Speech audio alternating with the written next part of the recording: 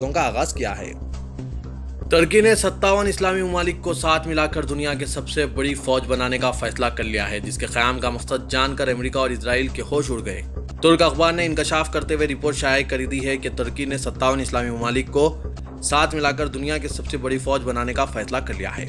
Report में वाज़ेह किया गया है कि दुनिया भर की सबसे बड़ी मज़कूरा फौज का नाम इस्लामी फौज रखा जाएगा और इसराइल के खिलाफ बनाई जाने वाली इस फौज की तादाद 50 लाख होगी। रिपोर्ट के मुताबिक OIC के रुकन ममालिक की आबादी के 1 अरब 27 करोड़ 45 लाख 66,931 है, जबकि इन ममालिक की मुतहरिक अफवाज की तादाद 52 लाख से ज़्यादा और इनका दिफाई बजट 174 अरब 70 करोड़ डॉलर है। इसके मुकाबले में पूरे इसराइल की आबादी 80,49,314 नफूस पर मुश्तमिल है। इसके बरक्स तुर्की के एक शहर इस्तांबुल की आबादी ही 1 करोड़ 40 लाख है। दूसरी जानिब इसराइल की मुतहरिक फ़ौज की तादाद सिर्फ 1,20,000 है और इसका दिफाई बजट 15 अरब 20 करोड़ डॉलर है।